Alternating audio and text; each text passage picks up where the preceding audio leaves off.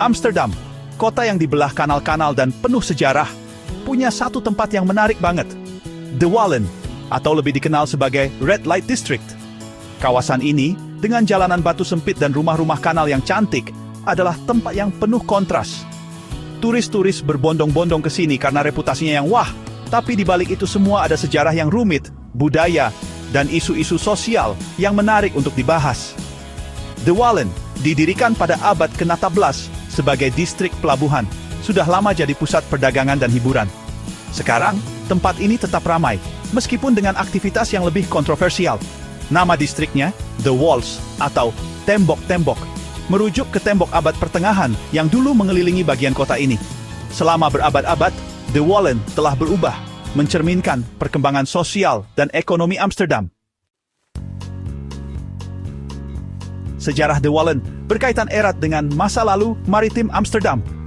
Saat para pelaut datang dari negeri jauh, daerah ini jadi tempat bercampurnya budaya dan pusat hiburan malam.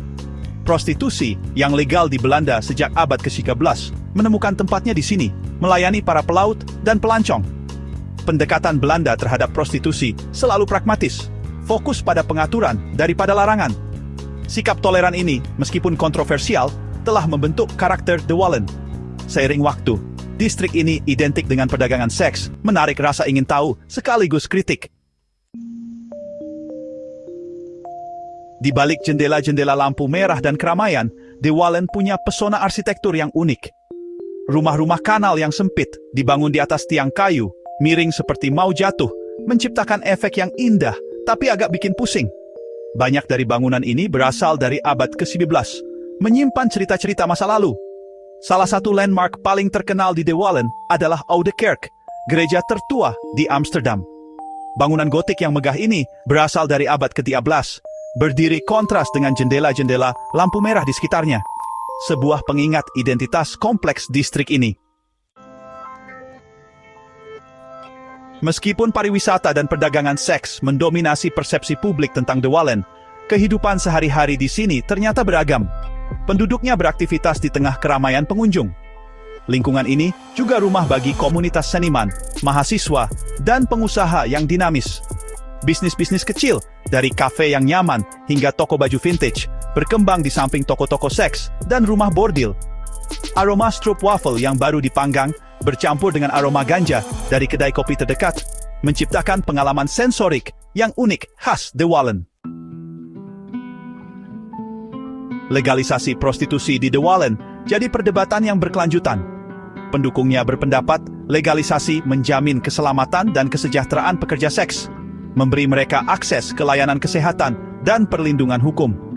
Mereka juga menunjukkan manfaat ekonomi, karena industri ini menghasilkan pendapatan yang signifikan untuk kota. Namun, kritikus berpendapat legalisasi tidak banyak mengurangi perdagangan manusia dan eksploitasi. Mereka percaya legalisasi menormalkan perdagangan seks dan berkontribusi pada objektifikasi perempuan. Perdebatan seputar De Wallen menyoroti kompleksitas pekerjaan seks dan dampaknya pada masyarakat. Bagian 6, cerita dari distrik, mitos dan realitas. De Wallen diselimuti mitos dan kesalahpahaman. Satu kesalahpahaman umum adalah perempuan yang bekerja di jendela dipaksa jadi PSK. Meskipun ini mungkin benar dalam beberapa kasus, sebagian besar pekerja seks di De Wallen ada di sana karena pilihan mereka sendiri, beroperasi sebagai kontraktor independen. Mitos lainnya adalah distrik ini berbahaya. Meskipun kejahatan kecil bisa terjadi, De Wallen umumnya aman, terutama di siang hari. Kehadiran polisi dan kamera keamanan mencegah aktivitas kriminal. Bagian 7. Masa depan De Wallen, arus yang berubah. Beberapa tahun terakhir, De Wallen menghadapi tantangan. Munculnya platform online untuk pekerjaan seks telah menyebabkan penurunan prostitusi jalanan, sementara kekhawatiran tentang perdagangan manusia dan eksploitasi mendorong seruan untuk peraturan yang lebih ketat. Kota Amsterdam sedang bergulat dengan bagaimana menyeimbangkan warisan sejarah De Wallen dengan kebutuhan untuk mengatasi tantangan kontemporer ini. Usulannya termasuk merelokasi Red Light District, mengurangi jumlah jendela, dan mempromosikan bentuk pariwisata alternatif.